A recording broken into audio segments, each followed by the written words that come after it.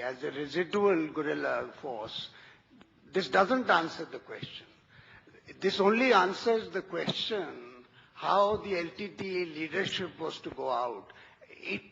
The question, the plan B, must relate to a plan that would have been made earlier, pre-Kilinochchi or immediately after Kilinochchi, for dispersal of the assets that were still available into other areas. And if I might just mention one more, I think the LTT seriously believed,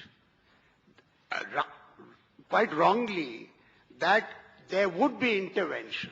The LTT believed that after Kilinochchi, that you would not be allowed to prosecute the operations. And in fact, one of your ministers said at that time, we are surprised that we continued with operations after Kilinochchi. And that's what Prabhakar, one of his plans was that. General, yes, may I? 2 minutes. Yes, very quickly. Prabhakaran, people who were around Prabhakaran convinced Prabhakaran, and perhaps Prabhakaran himself may have believed that there will be an intervention, a pressure, as a result of the pressure in Tamil Nadu, that the New Delhi will ask the Sri Lankan military to stop the operation. But India did not. And certainly the change in the electoral results was a deep disappointment for the LTT.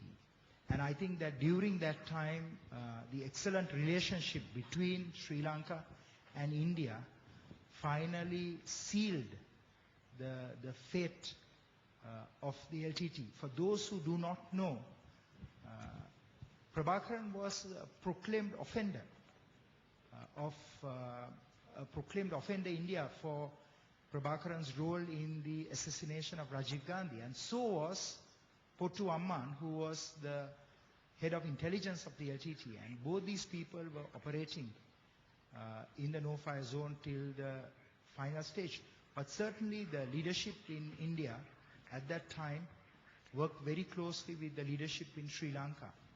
And as a result of that, the LTT could not invite that type of intervention.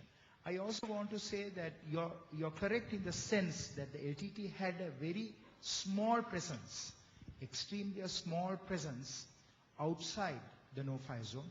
There were few cadres in Colombo, there were few cadres in the east, but I want to say that the Sri Lankan military as well as the Sri Lankan police and the intelligence services were able to detect and neutralize those operating cells in the east as well as those sleeper cells that were in Colombo.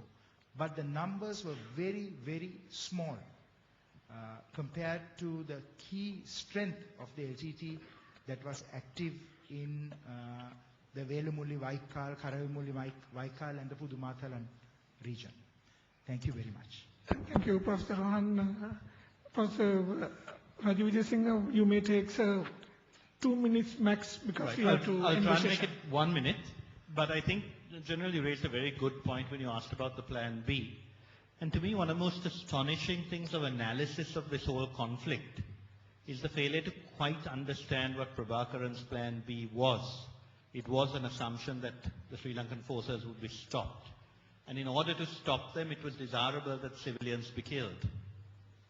And it seems to me obvious that if it's desirable for Prabhakaran that civilians be killed, he would have killed them.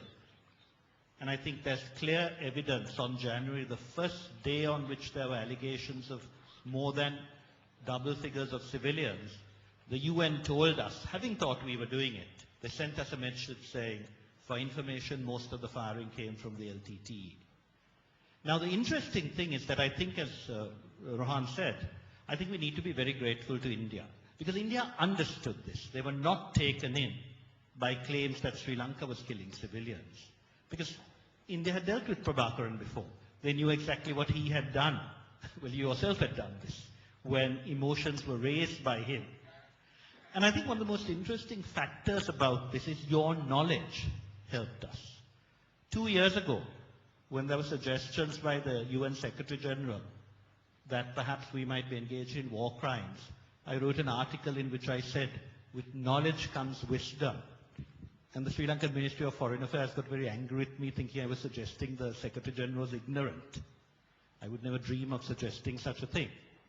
But I think the knowledge that your country displayed in its dealings in 2009 and its determination that terrorism should be stopped, while also sharing with us concern for the Tamil people, is what helped us to prevent Prabhakaran implementing his Plan B. And I think we must all be very grateful for that cooperation. Thank you. Thank you very much, sir. Finally, we have come to the end, and thank you so much for patient listening and for your great contributions that you two made. And also I would like to thank the panel for their contributions, and hopefully tomorrow we'll have a much more interesting session on other subject areas. Thank you so much.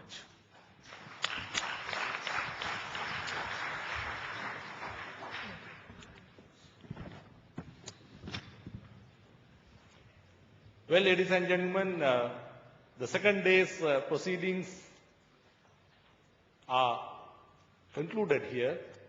But before that, let me thank Major General Milinda Piris and his eminent panel for a wonderful educative presentations and the discussion that followed. Thank you very much, sir. May I also remind you this evening, for those of you who are attending the cultural evening at the Mount Lavinia Hotel, for the guests who are staying in the hotel, in this hotel we have arranged central transport because the program requires everybody travels together. So we have arranged central transport. There will be 4 buses.